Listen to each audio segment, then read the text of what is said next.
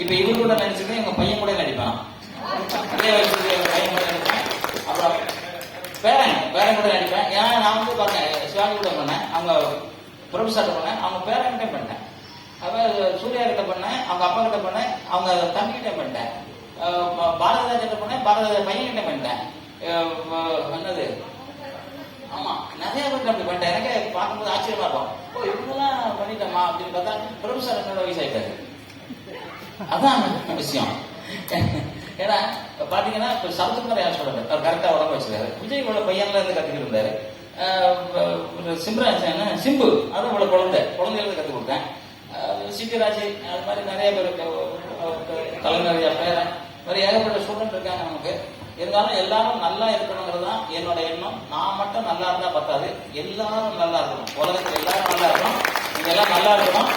எப்போதுமே தாய்மார்கள் கம்மியா தான் இருக்கீங்க.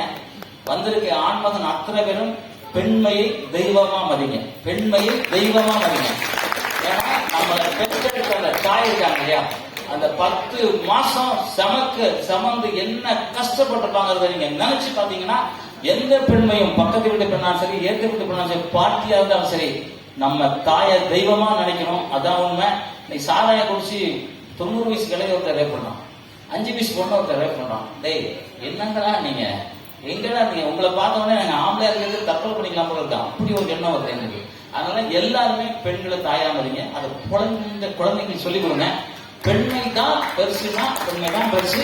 அதுக்கப்புறம் தந்தை என்னன்னா அம்மா 10 வருஷம் பெற்றெடுத்தவரும் தந்தை வந்து தன் மனைவியும் தன் குழந்தையும் நெஞ்சிலே வச்சு அவர் என்ன வேலை செய்யறாரு, சாப்பிட்டாரா சாப்பிடலையா, நல்ல ட்ரெஸ் வாங்கினாரா, செய் வாங்கினாரா, மோதிரம் அதெல்லாம் பார்க்காம தன் பிள்ளைங்களுக்கும் மனைவிக்கும் வாங்கி கொடுக்கிற ஒரே இதயம் உள்ள தெய்வம் தந்தை. அதான் தாய் சொல்லி தட்டாதே தந்தை சொல் மிக்க மந்திரம் இல்லை. அதை பார்த்துங்க. குரு மதிங்க, பெரியவங்களை மதிங்க. உலகத்திலே இதை மதிச்சிட்டீங்கன்னா வாழ்க்கையில உங்களை எவ்வளவுமே கவனிக்க முடியாது. நீங்க தான் வின்னர், நீங்க தான் ஜெயிப்பீங்க, நீங்க தான் அதாவது அற்புதமா ஜெயிப்பீங்க. அது ஜெயிக்கணும்னு சொல்லிக்கொண்டு உலகத்திலே இந்தியானா பிறகு ரொம்ப பெருமைப்படணும். ஏன்னா இந்தியா வந்து பல மொழிகள் இருந்தா கூட நம்ம எல்லாம் சகோதரனா இருக்கும். அதுலயும் தமிழனா பிறகு கொடுத்து வச்சிருக்கோம். ஏன்னா தமிழ்நாட்டில் தான் வர்மக்கலை, சிலம்பக்கலை, குஸ்திக்கலை, மந்திரம், மாயாஜாலம், நோக்கு வருமம், மருத்துவம் அத்தனை கலையும் ஒருங்கிணைந்து அணைஞ்ச ஒரே மொழி நம் தாய்மொழி தமிழ் மொழி.